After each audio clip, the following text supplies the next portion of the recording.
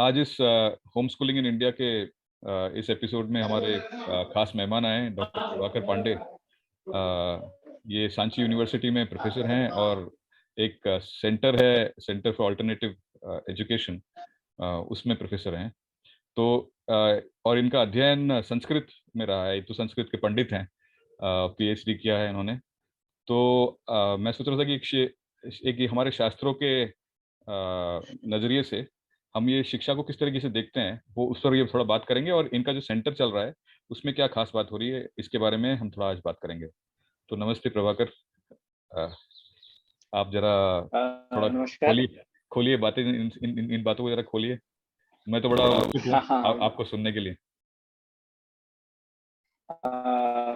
धन्यवाद भाई साहब, और आपने अवसर दिया मुझे कुछ अपनी बातों को रखने का और आपसे बातचीत करने का। ये मेरे लिए एक बार आपसे पुनः मुखातिब होने का अवसर मिला है, आपसे रूबरू होने का अवसर मिला है। तो जैसा कि आपने कहा, भारतीय शिक्षा के विषय में भारत की अपनी क्या एक पर्सपेक्टिव है, उसका क्या एक दृष्टिकोण है, उस विषय में मुझे कुछ बातें रखनी है। तो भारत की अगर दृष्टि से अगर हम शिक्षा की बात करें, तो सबसे पहले शिक्षा को समझने से पहले हमें ये समझना होगा कि जो भारत की अपनी दृष्टि क्या है। देखिए, किसी भी राष्ट्र का एक अपना स्वभाव होता है, और उस स्वभाव से ही उसी की परिणति उसके लोगों के जीवन शैली और उसके व्यवहार में परिलक्षित होता है। तो राष्ट्र यहीं से फिर बात होती है कि मैं भारतीय ही पर्सपेक्टिव की बात कर रहा हूँ, क्योंकि भारत में भारतीय जो दृष्टि है, उसमें राष्ट्र को भी एक जीवंत एक पुरुष के रूप में माना है। मतलब हमारे यहाँ राष्ट्र एक एक एक एक मैटर नहीं है, एक जीवंत एंटिटी है जिसकी अपनी चेतना है, और उस चेतना के साथ ही उसका एक जीवन धारा वो जुड़ा हुआ है।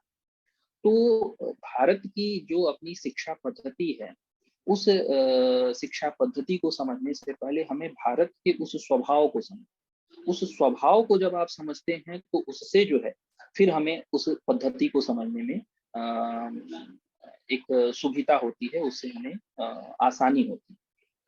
तो भारत जैसा कि नाम ही है, भा मतलब ज्ञान होता है। ज्ञान में रत रहने वाली एक ऐसी संस्कृति जिसने ज्ञान में ही उसने अपने आप को श्रेष्ठ माना है। और इसी चीज को भगवत गीता में ही भगवान श्री कृष्ण कहते हैं कि नहीं ज्ञानेन सदृशम पवित्रम यह विद्यते।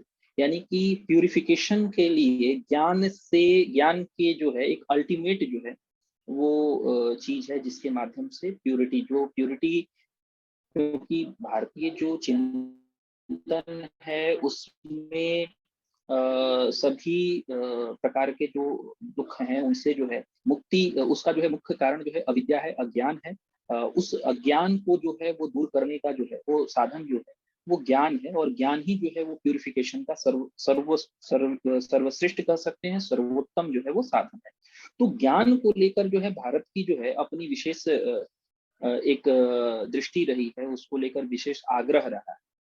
अब उस ज्ञान धारा में हमारे यहाँ दो तरह की परंपराएं निकल कर आती है, जिसको हम श्रुति और स्मृति कहते हैं।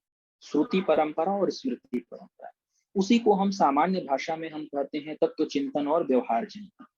जो श्रुति परंपरा है वह तत्व चिंतन है, और जो स्मृति परंपरा है वह व्यवहार है। तो जो श्रुति है, जो हमारा तत्व चिंतन है, वह देश काल परिस्थिति के अधीन नहीं है, वह कुछ सार्वभौमिक सत्य है। वह उसको हम कह सकते हैं कि वह एक यूनिवर्सल ट्रूथ है, जो कि जिसको हम एक तत्व भी कह सकते हैं, तत्व दृष्टि कह सकते हैं, या हमारा तत्व शास्त्र भी कह सकते हैं। तो उसका जो प्रतिनिधि शास्त्र है उसे हम वेद के रूप में, वेद को इसीलिए श्रुति कहा जाता है, और बाकी सारे जो ग्रंथ हैं उसको स्मृति कहते हैं। तो जो श्रुति है वह ऐसे सिद्धांत हैं जिसमें जिसके आलोक में जो है टाइम एंड एक सिचुएशन के आधार पर स्मृति कही जाती है। यानी आज के समय में जो स्मृति कही जाएगी वह तो जो है हर काल की जो है अपनी स्मृति हो, वो क्योंकि काल के अधीन है। लेकिन श्रुति जो है, जो तत्व है, वह क्या है, एक यूनिवर्सल लॉज है, वह एक सार्वभौमिक नियम है, सार्वभौमिक सार्वभौमिक जो है सत्ता है। तो ये श्रुति परंपरा और स्मृति, ये दो चीजें जो है, दो धाराएं हमें देखने को मिलती हैं। अब इस श्रुति के आलोक में ही जो है हम स्मृति को जो है देखते हैं। तो पहले हमें ये समझना होगा कि भारत की जो है अपनी जो है वो जो तत्व दृष्टि है वो क्या है। तो जैसा मैंने पहले कहा कि भारत की अपनी तत्व दृष्टि में सबसे पहले जो ज्ञान को लेकर जो एक एक आग्रह रहा है कि ज्ञान जो है वह एक ऐसा विषय है, एक ऐसा वस्तु है जो कि व्यक्ति को उसके प्यूरिफिकेशन के लिए वो सबसे महत्वपूर्ण एक साधन। अब उस ज्ञान के प्रति आग्रह के साथ जो हमें एक जो दूसरा विषय देखने को मिलता है, एक इसमें बात और मैं जोड़ देता हूँ। वेद जो है हमारे भारतीय संस्कृति के जो है एक आधार ग्रंथ के रूप में माने जाते हैं। तो वेद शब्द का जो व्युत्पत्ति मूलक जो अर्थ है, इसके शब्द शास्त्रीय जो है अर्थ के रूप में आप देखेंगे तो वेद का जो है अर्थ होता है, विद धातु से बना है जिसका अर्थ होता है ज्ञान। तो ज्ञान ही जो है इस संस्कृति का जो है मूलाधार, और इस संस्कृति में ज्ञान को लेके ही जो है आग्रह सर्वत्र हमें देखने को मिलता है। तो दूसरी बात ये होती है कि क्या हमारी जो है क्या कोई पेडागोजी थी, शिक्षण शास्त्र। तो हमारा जो जैसे आज के समय वर्तमान में हम देखते हैं तो शिक्षण शास्त्र एक अपने आप में एक डिसिप्लिन के रूप में हमें देखने को मिलता है। आज जो है एजुकेशन जो है एक डिसिप्लिन के रूप में भारत में जो है ये सारी जो ये विधाएं हैं, जो टीचिंग है और इसके साथ साथ जो है आचार और व्यवहार संबंधी, ये सभी जो है स्मृति के अंतर्गत आती थी। और स्मृति जो है वह किससे नियंत्रित होती है, वो श्रुति से नियंत्रित होती है।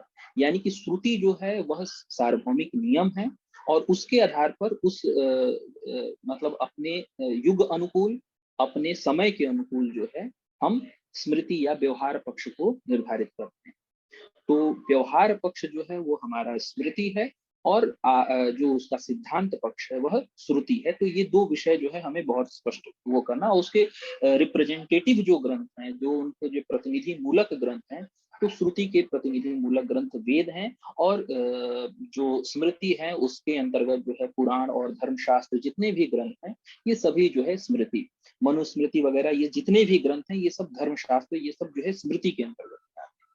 तो ये हमें कई बार ये जो है एक नहीं समझ होने के चलते लोग इस पे ये होते हैं कि स्मृति जो है वह समय अनुकूल है, उसमें जो है परिवर्तन संभावित है, वह युग के अनुकूल जो है आचरण को ध्यान में रख के जो है उसको उसका निर्वचन किया जाता है। जो भी उस समय के युग पुरुष होते हैं, जो भी उस समय के जो ऐसे लोग होते हैं, तो ये एक महत्वपूर्ण विषय। अब दूसरी बात आती है कि हमारे जो है भारत की कुछ ऐसे कौन से विषय हैं जो कि भारतीयत्व को जो है वो प्रदर्शित करते हैं। तो एक तो जो है हमारी इस भारतीय संस्कृति में जो है समग्रता जो है, एक इसका जो है जो हॉलिज्म कह सकते हैं कि हॉलिस्टिक विजन, ये भारत की जो है उस भारतीयता जो मैंने कहा कि जो सिद्धांत पक्ष, उस सिद्धांत पक्ष के केंद्रीय भाव के रूप में एक समग्रता जो है एक विषय है। यानी भारत की जो अपनी दृष्टि है वह समग्रता है। यानी हम चीजों को खंड करके देखना हमारे यहाँ जो है वह नहीं है। हम चीजों को अखंड रूप में देखते हैं, हम व्यापक रूप से देखते हैं। तो ये जो समग्रता की अवधारणा है, हॉलिस्टिक अप्रोच जो यह भारतीय जो है इसकी जो है इस ज्ञान परंपरा की मूल अवधारणा में एक हमें दिखती है। दूसरा जो विषय है वह एकात्मता, ये भी समग्रता के साथ ही जुड़ा हुआ है। एकात्मता का मतलब ये होता है कि हमारे यहाँ जो भेद है, जितने प्रकार के, हम जिसको विविधता कहते हैं, डाइवर्सिटी जिसको हम कहते हैं, इस पूरे जो इस जगत में जो पूरी डाइवर्सिटी है, इस भेद में जो है वो कहीं ना कहीं इंटीग्रेशन है। तो वो इंटीग्रेशन ही जो है उसी को जो है एकात्मता के रूप में, तो ये एकात्मता जो है ये भी जो है भारत के उस मौलिक चिंतन के आधारभूत जो है नियम में से एक है।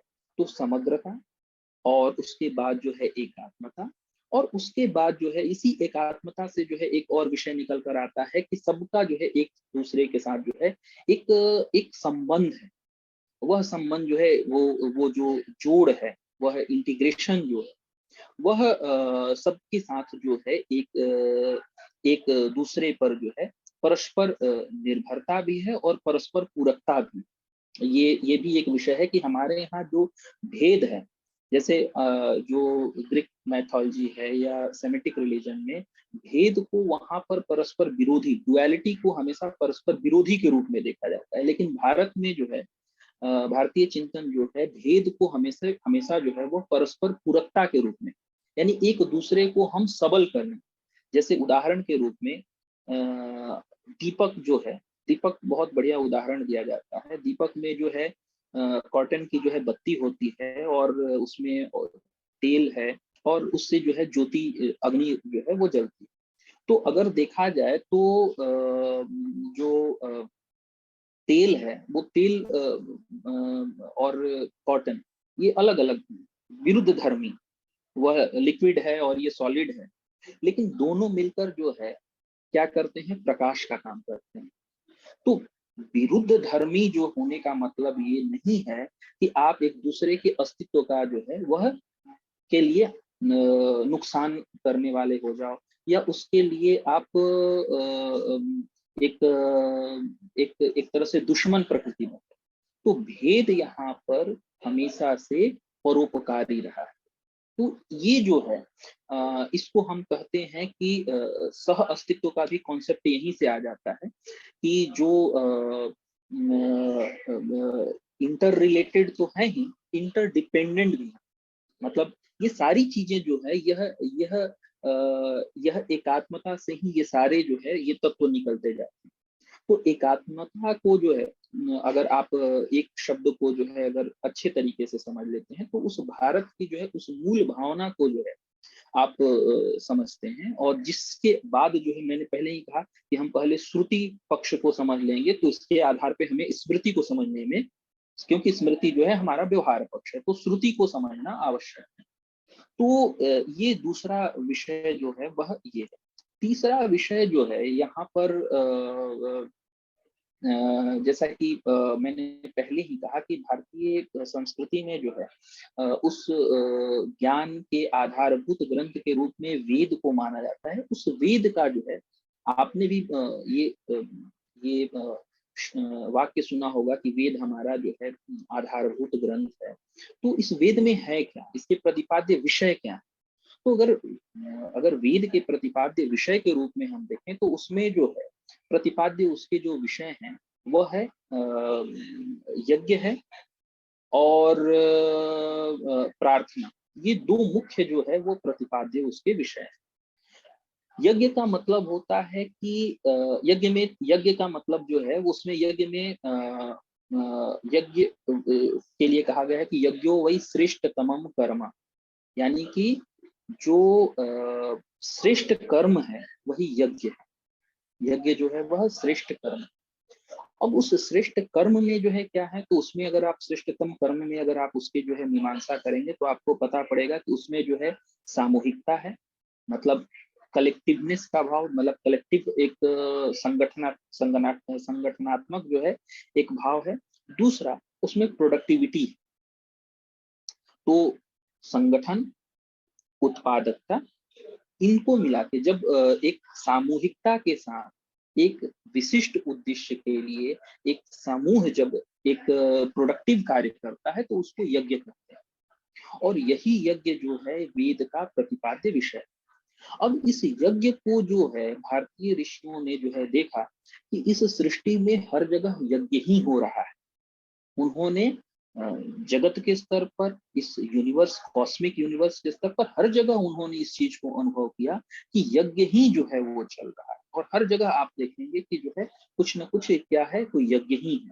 तो इसीलिए पूरे वेद का जो है, अगर आप मुख्य रूप से जब हम उसमें ये देखते हैं तो यही दिखता है कि वेद का जो है मुख्य प्रतिपाद्य जो विषय है वह यज्ञ ही है। तो यज्ञ और उसके बाद जो है हम कहते हैं प्रार्थना। तो प्रार्थना क्या है, वह भाव। तो क्रिया पक्ष हो गया और भाव पक्ष, और इसी इन्हीं दोनों में जो है हम संपूर्ण अपनी ज्ञान राशि को, ज्ञान परंपरा को रखते हैं। तो क्रिया पक्ष में भी जो है एक विषय जो है आ गया कि यज्ञ है, और उस यज्ञ की थोड़ी सी और आप विवेचना करते हैं, उसकी और थोड़ी मीमांसा करते हैं, तो वहां पर आपको देखने को मिलता है कि यज्ञ का मतलब ये हुआ कि उसमें जो है एक कलेक्टिवनेस है, सामूहिकता का भाव है, और उसके साथ साथ जो है उसमें प्रोडक्टिव, ऐसा नहीं कि समूह जो है वह निरर्थक कार्यों में जो है वो है, वह किसी सार्थक कार्यों में, उत्पादन के कार्यों में। इसीलिए हमारे यहाँ कृषि को भी जो है, कृषि कर्म भी एक यज्ञ ही है। ठीक है। तो कृषि भी जो है, क्योंकि कृषि में भी सामूहिकता है, और इससे जो है क्या होता है कि लोगों के भोजन की व्यवस्था होती है। तो ये कृषि कर्म भी जो है यज्ञ है। गौपालन, ये सभी जो है, सभी कर्म जो है वह यज्ञ ही है।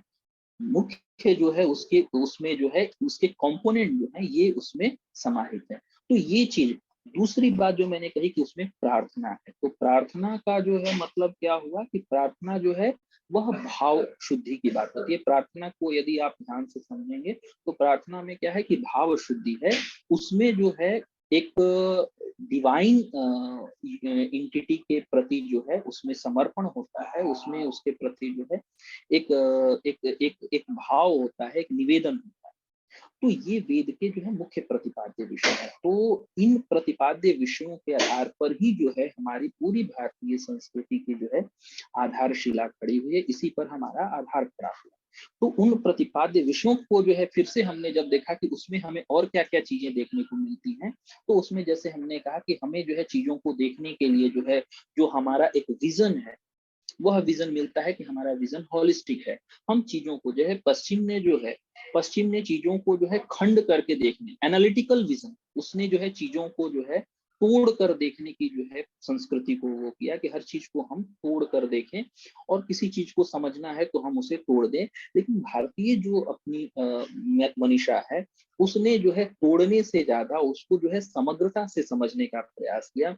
और इसीलिए जो है जब हम कहते हैं कि किसी भी घटना को यदि हम उसके केवल अगर हम तोड़ कर देखते हैं तो उसके हम व्यापक पहलुओं से हम अनछुए रखते हैं।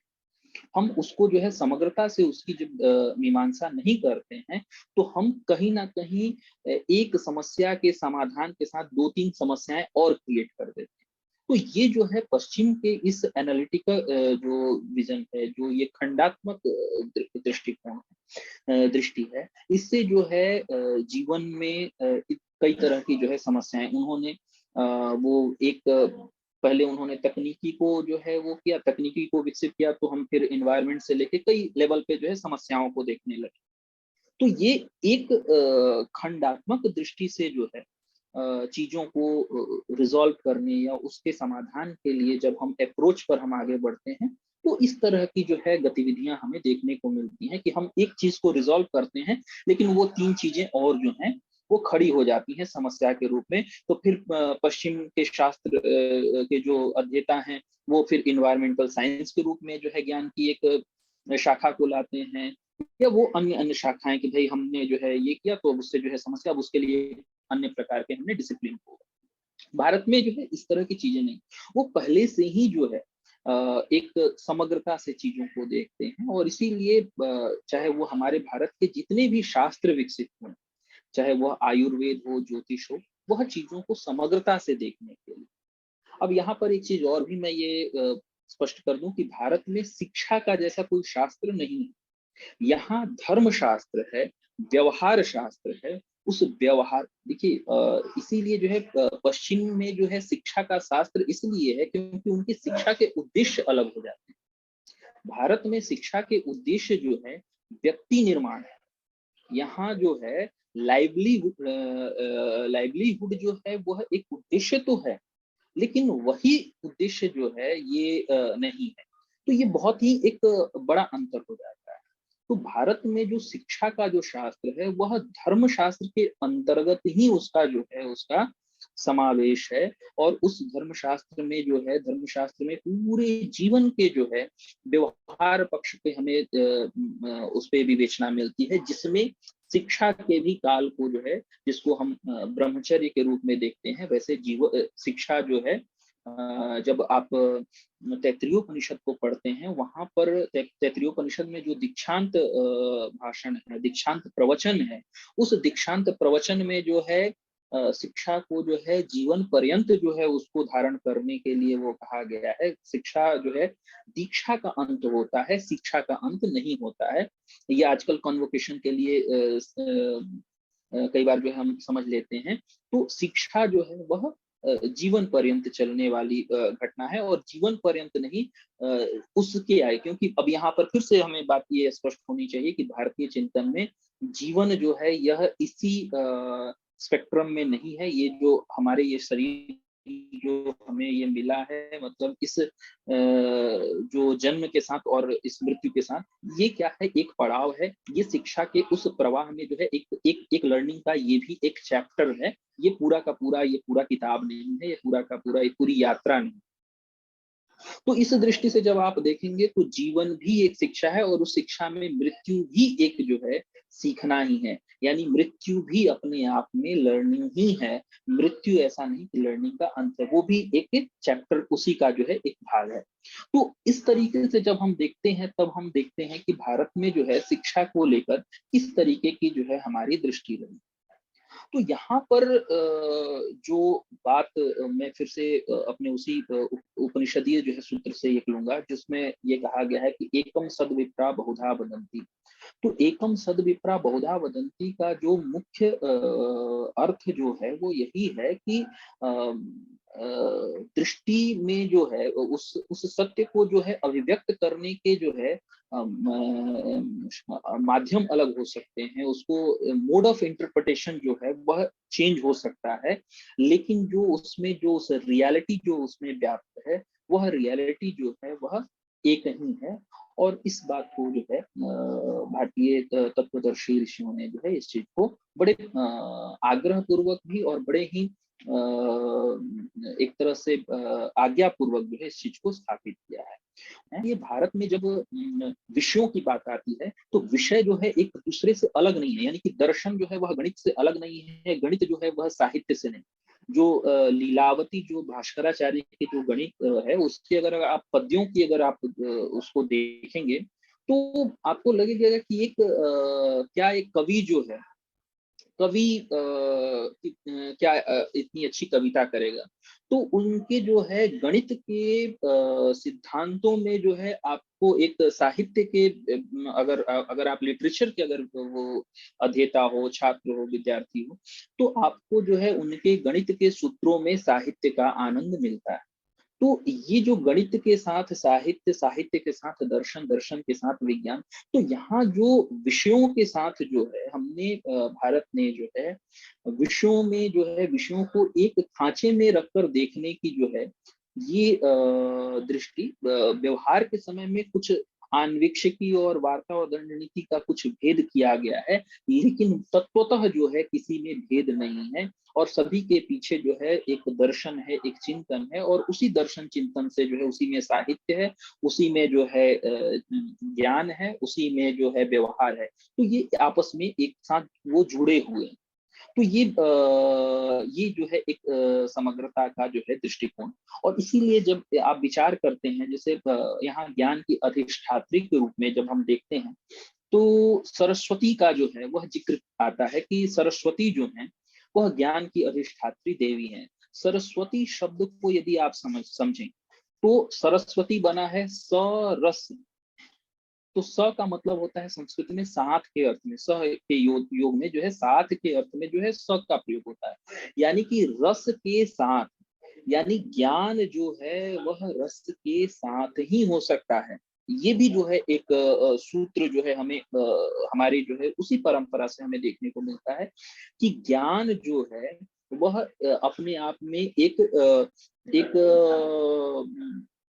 कहा जाए कि काष्ठवत जो है वो प्रक्रिया नहीं है, बहुत ही कठिन नहीं है, उसमें रस है। यानी कि ज्ञान का जो पिछले कुछ दशकों में हमने अपनी आज की जो शिक्षा पद्धति है, जैसा आपने मुझे कहा भी अल्टरनेटिव की भी चर्चा मैं करूंगा, तो ये हमें ये जानना जरूरी हो जाता है कि ज्ञान को जो है, चूंकि हमने उसकी मूल उस भाव से ही अलग किया, इसलिए ज्ञान बोझ के रूप में देखने लगा। वो ज्ञान न कह के मैं उसे शिक्षा कहूँ, तो वो शिक्षा भी न कह के वो सूचना कहूँ। तो ये मैं कह रहा था कि चूंकि आज की जो शिक्षा पद्धति है, या आज की जो हम अपने स्कूलों में जो बच्चों को शिक्षा दे रहे हैं, उसको शिक्षा भी हम नहीं कर सकते, वह सूचना है, जिसका उद्देश्य है कि हम बच्चों को जो है एक प्रतिस्पर्धा के द्वारा आजीविका के लिए तैयार करते हैं, जो कि जबकि शिक्षा अगर अगर वाकई में शिक्षा हो, जैसा हमने कहा कि वह अगर शिक्षा ज्ञान के लिए हो, तो ज्ञान की अधिष्ठात्री जो है वह सरस्वती है, और वह रस युक्त है, उसमें आनंद है, ब्लिस है। तो ब्लिस जो है वह हमारी शिक्षा से जो है वो गायब। जबकि यानी इससे ये स्पष्ट होता है कि हम जो अभी प्रैक्टिस में जिसे हम शिक्षा के रूप में ले दे रहे हैं, वह शिक्षा नहीं, वह कुछ और है, वह शिक्षा नहीं है। इसीलिए मैंने कहा कि वह सूचनाओं का जो है वो एक एक बाढ़ हो सकता है, सूचनाओं का आदान प्रदान हो सकता है, छात्रों के पास जो है सूचनाओं की बम्बार्डिंग हो सकती है ऊपर जो है, लेकिन वह शिक्षा नहीं है, क्योंकि शिक्षा का जो है मूल ज्ञान है, और ज्ञान का जो अधिष्ठान है वह रस युक्त है, उसमें जो है आनंद है। तो ये एक महत्वपूर्ण जो है हमारे उस चिंतन धारा से देखने को मिलता है। अब यहाँ पर एक जो विषय जो हमें शिक्षा के संदर्भ में मैं पहले ही स्पष्ट कर दिया कि हमारे यहाँ शिक्षा का जो है शास्त्र, जो पेडागोजी जो है, ये कोई अपने आप में एक स्वतंत्र डिसिप्लिन के रूप में नहीं है। यहाँ पे धर्मशास्त्र है, जो आचार क्योंकि हमारे यहाँ जो शिक्षा का मुख्य है व्यक्ति निर्माण, व्यक्ति का जो है उसके चरित्र को जो है एक एक ऐसा व्यक्ति जो कि स्वयं के लिए, परिवार, समाज, राष्ट्र और पूरे इस जगत के लिए जो है उपकारी हो, और वो महत्वपूर्ण बने। तो इस तरह की व्यवस्था की गई है, और इसलिए यहाँ पर शिक्षा जो है वह धर्मशास्त्र का ही जो है वह एक विषय है। और धर्मशास्त्र क्या है? आपके पूरे जीवन की जो है पूरी व्यवस्था है। धर्मशास्त्र जो है वह पूरे जीवन की व्यवस्था है, और उस पूरे जीवन की व्यवस्था में जो है शिक्षा भी एक पड़ाव है, एक शिक्षा भी एक साधन है। तो इसीलिए पेडागोजी जैसी चीज नहीं है, लेकिन शिक्षा के हमें जो है वो सूत्र हमें देखने को मिलते हैं कि किस तरीके से हमें शिक्षित करना है, किस तरीके से हमें अपने बच्चों को जो है उनको ज्ञानवान बनाना है। तो जो शिक्षा, मैंने कहा कि भारत में शिक्षा जो है यह व्यक्ति को जो है व्यक्ति निर्माण जो है वह रहा है, जो कि अब शिफ्ट हुआ है। और अब जो है हम प्रतिस्पर्धा युक्त जो हमारी जो आज की शिक्षा पद्धति है, वह व्यक्ति निर्माण से ज्यादा जो है टारगेट अचीव करना है। और वह टारगेट अचीव जो है हम इसको कहते हैं कि 5 डिजिट सैलरी, या उसको जो है डिजिट को जितना हम ऊपर बढ़ा सकते हैं। तो ये जो डिजिट सैलरी जो है, इस डिजिट सैलरी के जो है अचीवमेंट को ही जो है हम बेहतर शिक्षा के रूप में ये करते हैं। लाइवलीहुड को जो है कभी भी भारत ने इग्नोर नहीं किया, लेकिन लाइवलीहुड ही जो है, जो व्यक्ति का जो रोजगार, जो उसका अर्थ है, वो ही सब कुछ हो जाए, इस तरह की जो है व्यवस्था, इस तरह की जो विधान जो है, इसकी जो है भारतीय चिंतन में जो है हमें देखने को नहीं मिलता है। और इसीलिए जो है यहाँ पर जो पूरी शिक्षा की जो व्यवस्था थी, वो शिक्षा की व्यवस्था इसी प्रकार की थी कि तीन त्यक्तेन भुंजीथ, जो ईशावास्योपनिषद में हमें देखने को मिलता है। ईशावास्यमिदं सर्वम यत् किंच जगत्याम जगत तेन त्यक्तेन भुंजीथ माँ गृह तस्य सिद्धम। तो यानी कि आपको एक ऐसे व्यक्ति के रूप में तैयार करना कि आपकी भोग जो है वह किस प्रकार हो, त्याग पूर्वक हो। यानी कि आप जो है भोग उतना ही करो जितनी आपकी आवश्यकता हो। उच्छृंखल जो है, उपभोग जो है, जो आजकल जैसे हमने जो है आजकल जिस बाजारवाद से जो हम प्रभावित हैं, तो अब हम बाथरूम में हम देखें तो 3 प्रकार के साबुन हो गए हैं, शैम्पू। पहले अपन तो बचपन में एक साबुन में ही नहा लेते थे, सिर धो लेते थे। अब बालों के लिए शैम्पू, शैम्पू के साथ-साथ कंडीशनर भी यूज़ करो। तो ये हम बढ़ते जा रहे हैं। अब बाथरूम में जो है फर्श के लिए अलग क्लीनर और टॉयलेट के लिए अलग, हर चीज़ के लिए अलग। तो ये जो वो हो रहा है, तो ये जो संस्कृति जिस प्रकार की वो बढ़ रही है, ये त्यागपूर्वक उपभोग की संस्कृति नहीं है। ये उच्छृंखल उपभोग की संस्कृति है, और जो कि जो है अल्टीमेटली जो है चूंकि सभी चीजों का जो है मुख्य जब केंद्र में जब अगर हम मनुष्य को ही मान लें तो अल्टीमेटली विनाश की तरफ ही ले जाने वाला है।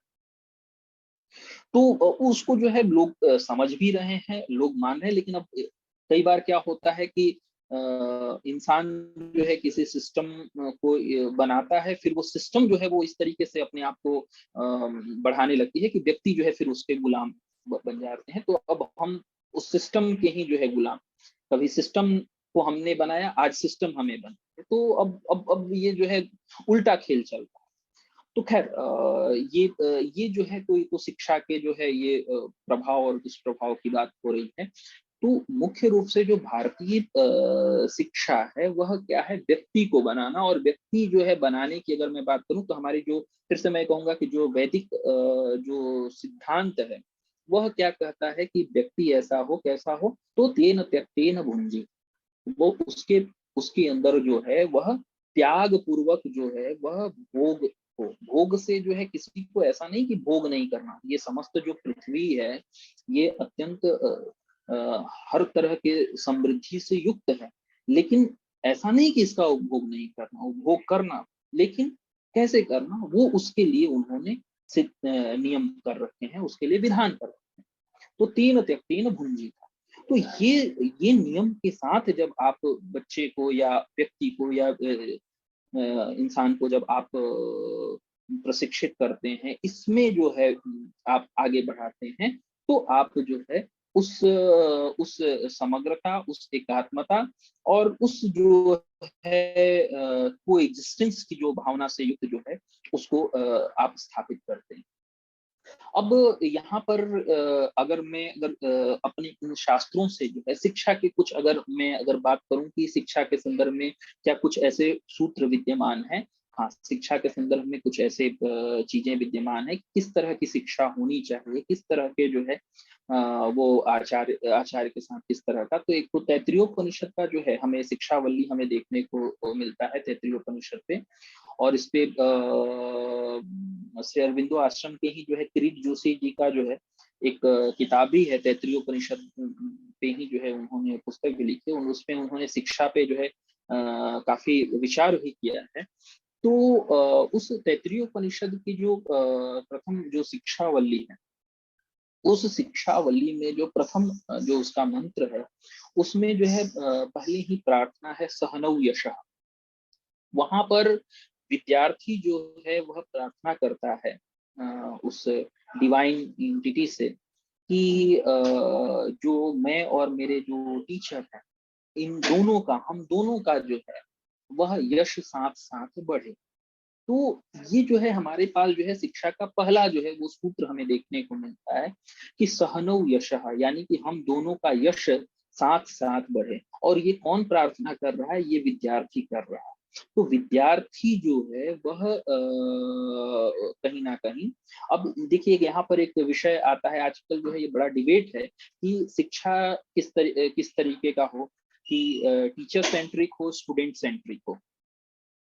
तो भारत ने जो है टीचर और स्टूडेंट की इस तरह के बाइनरी में जो है चीजों को नहीं देखा। यहाँ पर जो है सहनौ यशः, यानी कि टीचर और स्टूडेंट दोनों मिलकर अगर हम किसी को केंद्र में कर देंगे तो फिर हम जो है एक समस्या उत्पन्न कर देंगे। यदि हम स्टूडेंट सेंट्रिक करते हैं तो भी हम समस्या करते हैं, हम टीचर सेंट्रिक करते हैं तो भी हम समस्या करते हैं।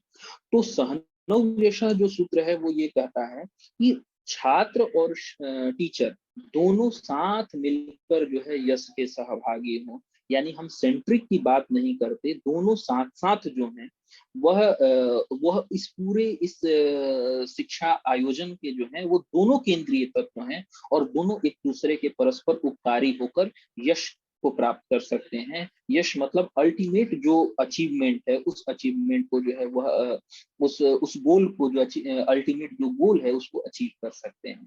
तो ये जो बिंदु है ये बहुत ही महत्वपूर्ण है। तो हमारे यहाँ जो शिक्षा का जो हम पूरा इसको अगर ये कहें, अगर पेडागोजी की बात करें, तो पेडागोजी जो है यहाँ पर ये जो है सहनव यशः है। और सहनव यशः में जब हम आगे जब देखते हैं उसमें, तो वो क्या है कि वो पूरी की पूरी जो व्यवस्था है, वह व्यवस्था ही एक ज्ञानोत्पादक है। यानी कि शिक्षा यहाँ पर शिक्षा देने की चीज नहीं है। शिक्षा जो है, शिक्षा को आपके अंदर जो आपके अंदर जो वो जो अंतर्निहित शक्ति है उसको अभिव्यक्त करने के लिए फैसिलिटेट करने का विषय है। यानी आपके चारों तरफ एक ऐसा वातावरण हो कि उस वातावरण से आपके अंदर जो ज्ञान है, वह ज्ञान जो है वह प्रस्फुटित हो।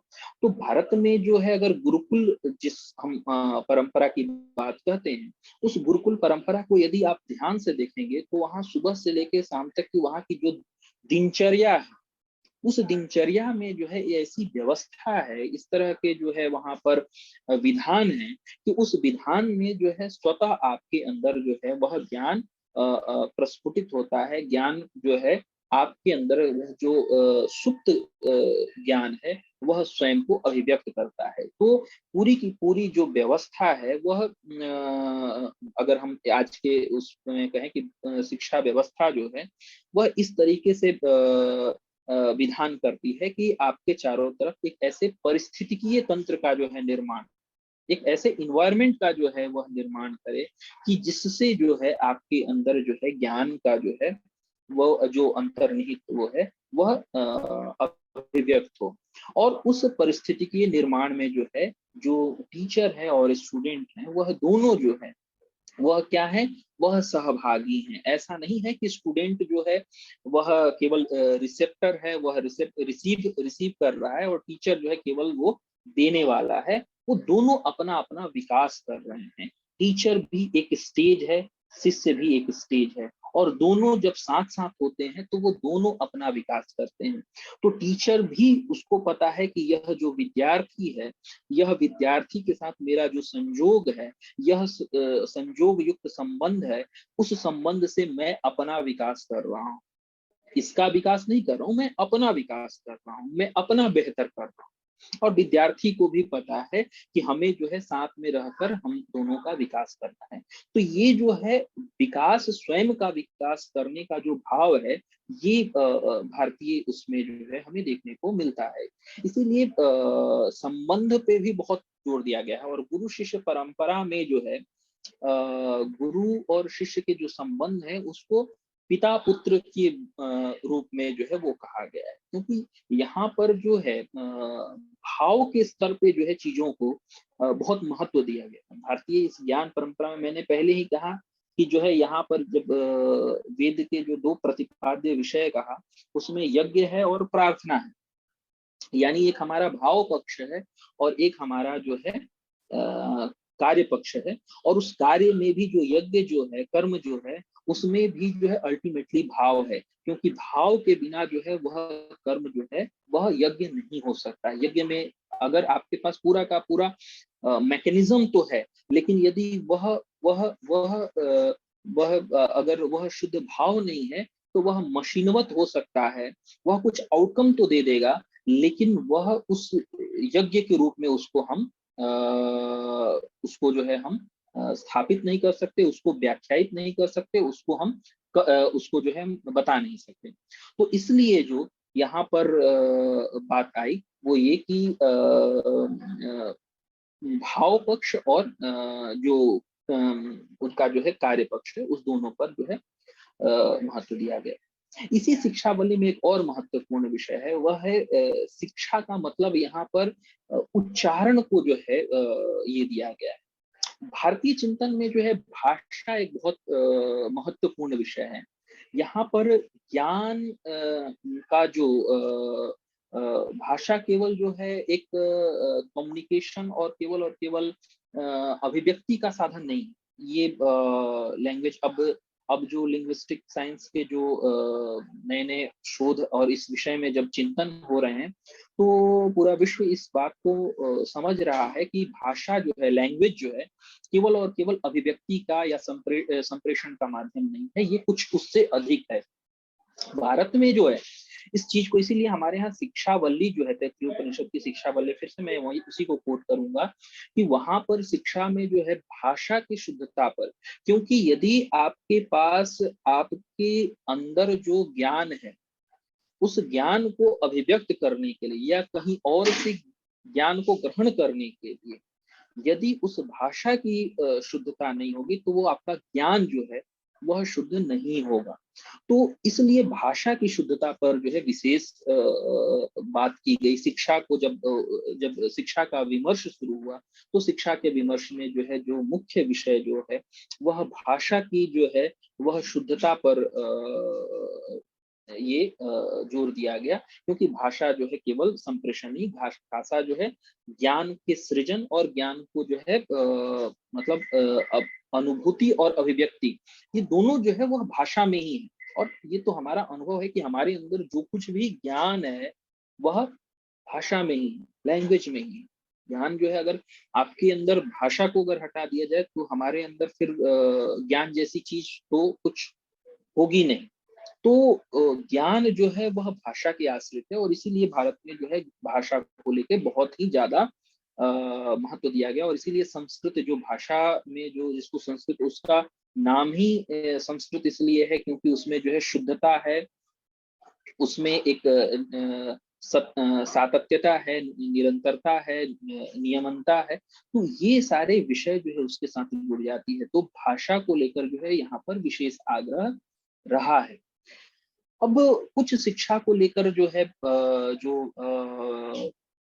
अगर हम कुछ कुछ बातें, अगर जैसे अगर हम ये कहें कि क्या क्या ऐसे विषय हैं, तो एक तो जैसे कि शिक्षा जो है वह एक तरह से हम कहें तो ज्ञान का एक व्यवस्था तंत्र है। और उस व्यवस्था तंत्र में जो है कुछ महत्वपूर्ण जो विषय है वो ये है कि जो ज्ञान है, वह ज्ञान व्यक्ति का और जगत के साथ जो संबंध है, उन संबंधों के द्वारा जो है ज्ञान उद्भूत होता है। और वह संबंध जो है हमारी ज्ञानेंद्रिय के माध्यम से होता है, और इसका पूरा अपना का एक पूरा तंत्र है। और उस तंत्र को जो है आज के समय में कॉग्निटिव और मेटाकॉग्निटिव जैसे शब्दों से उसको हम अभिहित करते हैं। लेकिन कहने का तात्पर्य ये है कि कॉग्निशन और मेटा कॉग्निशन पे भी जो है भारतीय चिंतन में इस पे बहुत चिंतन किया गया है कि किस तरीके से व्यक्ति का जो है वह ज्ञान जो है वह उत्पन्न होता है, किस तरीके से वह ज्ञान जो है अभिव्यक्त होता है, किस तरीके से वह ज्ञान जो है वह प्रसारित होता है। तो और इसी पे और हम आगे अगर विचार करें तो गर्भ से ही जो है हमारे यहाँ इसके भी जो है प्रमाण हैं, और कि गर्भ से ही जो है वो शिक्षा की शुरुआत वो हो जाती है। और गर्भ से नहीं, मैंने तो पहले ही कहा कि यह एक एक अध्याय है। तो व्यक्ति का जो संस्कार है, वह चित्त का संस्कार जो है वह जन्म जन्मांतरों के जो है वह संस्कार जो है लेकर वह ट्रैवल करता है। और उस ट्रैवल के साथ ही जो है वह इस जीवन में जो है सीखता है, कुछ संचित करता है, पुनः कुछ संस्कारों का निर्माण करता है, और कुछ अपने संस्कार जो उसके चित्त पे जो है, उसके क्लिष्ट चित्त पे जो है संस्कार बनते हैं, उसका कुछ का को खत्म भी करता है। तो शिक्षा जो है, अगर हम अगर इस पूरे विमर्श को अगर देखें, तो शिक्षा जो है यह जीवन की एक तरह से दृष्टि है। और इस जीवन दृष्टि में का उद्देश्य ये है कि व्यक्ति को जो है एक ऐसे चरित्र का निर्माण कि वह स्वयं के लिए, इस समाज के लिए, इस समष्टि के लिए उपकारी हो। तो इस तरीके की जो है व्यवस्था करना। और दूसरी बात ये है कि जो भारतीय चिंतन में जो शिक्षा की पूरी ये व्यवस्था की गई है, वो उसमें जो है जगत को समझने से पहले स्वयं को समझने पे जो है बल दिया गया है। तो यहाँ पर जो ये विषय है कि हम जगत को समझ जाएं, ऐसे दोनों रास्ते हैं, या तो आप जगत को समझ लो या स्वयं को समझ लो, क्योंकि यत पिंडे तत ब्रह्मांडम का जो सूत्र दिया है वो इसी पे आधारित है कि जो पिंड में है वही ब्रह्मांड में है। तो चूंकि ब्रह्मांड जो है अपने आप में इसका विस्तार जो है वह बहुत है, तो उस विस्तार में अगर आप जाओगे तो कहाँ तक जाओगे, उससे अच्छा है कि आप वो अपने अंदर के उस विस्तार को ही समझ लो, या अपने अंदर में उस विस्तार को जो है अनुभव कर लो। तो ये कुछ विषय जो है हमें देखने को मिलता है। और वैसे जो है कई सारे सूत्र हैं, मैंने नोट भी किए थे कि जो है कुछ सूत्रों पर, लेकिन ये जो है मैंने कुछ जो आधारभूत विषय है, कुछ आधारभूत बिंदु है, उस पे मैंने अपनी बात कही। बहुत बढ़िया। मुझे लगा कि बहुत सारे मेरे सर के अंदर भी कुछ चीजें थोड़ा इस आपने जो कहा अभी इससे कुछ कुछ जो थोड़ा सा इधर पड़ा था इधर हो गया कि लगता है कि मैंने भी काफी समय बिताया है सोचने के बारे में, और हमारा तो प्रयोग चल रहा था घर में। लेकिन आपने जो कहा इसके बारे में मुझे एक सवाल ये उठ रहा था कि अ, अभी जो चल रहा है, जो मार्केट में जो जो भी जिस भी तरह के व्यक्ति निर्माण की बात आज चल रही है आज के शिक्षा पद्धति में, तो इसमें हम कैसे इसको देख सकते हैं कि हम हमारा जो या बिल्कुल ये दोनों इतनी अलग हैं कि हम बिल्कुल कुछ सोच ही नहीं सकते इसके बारे में, या अभी जो चल रहा है इसके बीच में हम ये व्यक्ति निर्माण का काम कहीं पर कर सकते हैं कि नहीं? जैसे कि क्योंकि मुझे लगा कि जो अभी जिस तरीके से आपने कहा, मुझे लगा कि ये सब कुछ जो चल रहा है पूरे फर्स्ट स्टैंडर्ड से आप पीएचडी तक जो पढ़ते हो, वो सब लाइवलीहुड की तरफ ही जा रहा है। सब कुछ लाइवलीहुड की तरफ जा रहा है। तो ये हम जिसको व्यक्ति निर्माण कहते हैं, उसमें ये लाइवलीहुड वाला तो बहुत छोटा हिस्सा होना चाहिए था। लेकिन ये यही सब कुछ है। इसके बाहर हम सोच ही नहीं पा रहे हैं। तो इन सब चीज़ों के बीच में कुछ उम्मीद है हमको कि हम किसी तरीके से इसकी इसकी बात भी कर पाएँ, व्यक्ति निर्माण की बात कर पाएँ, या ये बिल्कुल लॉस्ट केस है? मतलब कि इस पूरे के पूरे चीज़ को कूड़ेदान में डालो, आप फिर कुछ नया शुरू करो, तभी इसमें से बचने का तरीका है, या क्या सोचते हो इसके बारे में? क्योंकि मैं मेरा सवाल ये है कि ये जो आप जो कह रहे हो, उससे और आज जो चल रहा है, इसके बीच में कोई मैपिंग करें हम, कि मतलब ये क्या चल रहा है और क्या आइडियल था यहाँ पर, या जो चलता था या चल सकता है, और मतलब किसको प्रॉब्लम हो सकता है व्यक्ति निर्माण से ना? लेकिन और हम ये लोग तो समझ के ही चल रहे हैं कि व्यक्ति निर्माण के लिए ही चल रहा है, नेशनल करिकुलर फ्रेमवर्क भी व्यक्ति निर्माण ही कर रहा है। तो अ, ये जो अभी जो चल रहा है और आप जो कह रहे हो, इसके बीच में कुछ अगर ये कुछ मैपिंग टाइप हो कि हम देखिए यहाँ पे गड़बड़ चल रहा है, यहाँ पे कुछ कर सकते हैं, इस तरह का कुछ सोचा है क्या पहले कभी? या कुछ इसके बारे में बात कर सकते हो क्या? नहीं, ऐसा है कि जो एक तो करेक्शन की बात है, तो नेचर अपने अंदर जो करेक्शन है वह टाइम टू टाइम वो करती रहती है। और दूसरी बात ये है कि जो भौतिकतावाद जो है वह भी पार्ट ऑफ नेचर ही है। मतलब उपभोक्तावाद, ये कहें, जब जब जब हमने कहा कि सब कुछ जो है वही वही उस अखंड सत्ता का ही पार्ट है, ठीक है। तो जैसे कि इसको सामान्य अगर मैं उसको कहूँ कि यदि हम कहें कि सब कुछ जब राम ही है, तो फिर रावण भी तो राम का ही भाग है ना। तो रावण भी राम का ही है। तो रावण प्रभावी हो सकता है, हावी हो सकता है, लेकिन उसके हावी होने के प्रोपोर्शनेट उसी के अनुपात में ही जो है राम का भी जो है वह स्वरूप जो है वह स्थापित होगा। तो जो जैसा अभी आपने जो विमर्श यहाँ पे शुरू किया कि जो हमारी पूरी जो पद्धति है उसमें लाइवलीहुड जो है वो एक डोमिनेटिंग ही नहीं, अब बहुत ज्यादा वो एक ऐसी चीज बन गई है जो कि चीजों को प्रभावित कर रही है। अभी देखिए मैं उदाहरण दूंगा, कोरोना ने जिस हम अपने करिकुलम में क्या बच्चों को सही तरीके से सांस लेना सिखाते हैं क्या, जो बहुत ही इंपॉर्टेंट चीज है, जो जीवन के लिए सबसे ज्यादा महत्वपूर्ण विषय है कि हम सांस कैसे लें। उस सांस की अहमियत जो है प्रकृति ने सिखाया। और बहुत लोगों के उस कोरोना में जो जिस तरह की उस समय सिचुएशन थी, उसमें जो है बहुत लोगों पर इसके असर भी हुए हैं। लोग भूल जाते हैं क्योंकि हमारी स्मृति जो है वो ऐसी है कि हम आगे बढ़ते हैं, लेकिन प्रकृति जो है वो करेक्ट तो कर रही है। और ये जो करेक्शन जो है वो करेक्शन ही जो है ये बताती है कि नहीं, प्रकृति अपना काम कर रही है। और यही तो चीज है कि आप हुए चाहे हर समय में, हर काल में जो है ऐसे लोग इसी सिस्टम से आते हैं। और वो कहीं ना कहीं उस नेचर, ये नेचर ही तो, इस प्रकृति माता ने ही तो जो है लोगों को जो है वो तैयार किया है। अगर उच्छृंखल उपभोक्तावाद है, तो उस उच्छृंखल उपभोक्तावाद के काउंटर में भी तो लोग आ रहे हैं, तो उस सिस्टम से ही तो आ रहे हैं। तो हम ये नहीं, मुद्दा ये है कि ये जो विमर्श है, ये विमर्श है, ये विमर्श जो है वो चलता रहा है, और ये विमर्श चल रहा है। और आज तो जो है जिस लेवल पे उपभोक्तावाद जिस तरीके से बढ़ रहा है, अगर अगर आप कहें कि अगर बढ़ रहा है, तो मैं कहूंगा कि पिछले 20 साल पहले से अगर हम देखें, तो उसका जो विमर्श है, जो आज कि सबको साथ लेकर चलने का, या जो है विकास किस तरीके, डेवलपमेंट जो है क्या एकाकी हो सकता है, क्या ऐसा हो सकता है क्या कि मेरा घर जो है पूरी तरीके से भरा हो और चारों तरफ जो है वह एनआरकी हो या भूख से लोग मर रहे हो, तो क्या मेरा डेवलपमेंट हो सकता है क्या? तो ये अब विषय जो है ये बड़ी अधिक मात्रा में जो है वो आ रहे हैं।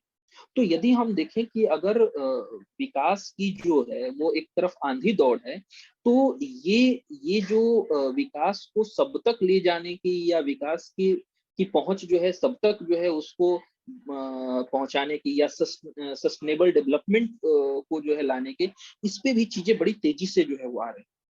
तो वो कहीं ना कहीं ये नेचर में इस तरीके से एक सिस्टम है कि वह अपने आप को करेक्शन करने के लिए वो साइमल्टेनियस जो है वह एक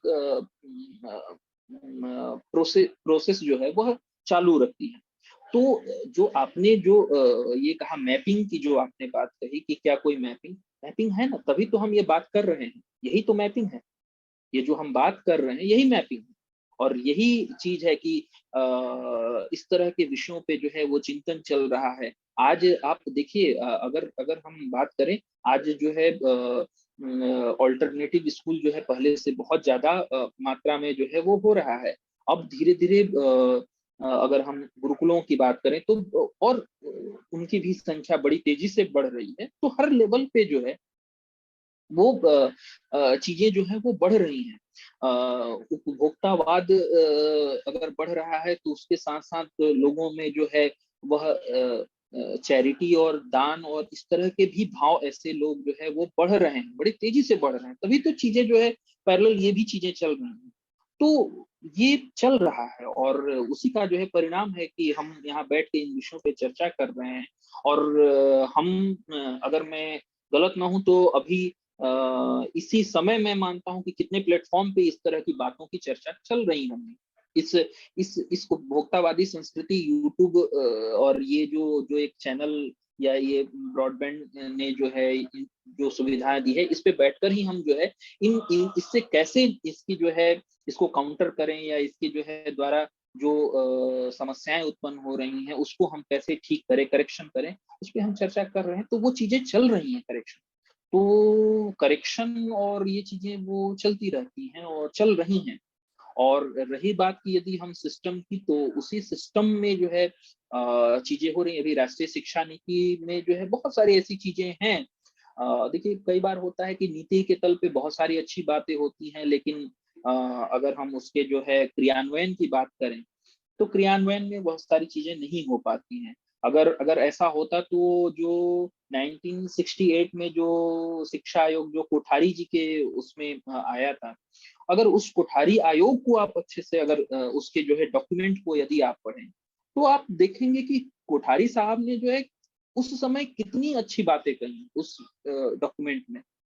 कोठारी साहब ने मतलब वो आप उस डॉक्यूमेंट को पढ़ के लगता है कि जो हम भारत को जो कहते हैं कि ये एक जीवंत संस्कृति है, एक सनातन संस्कृति है, वो उस उसकी जो है उस आत्मा को उन्होंने जो है उस डॉक्यूमेंट में ले आने का प्रयास किया है।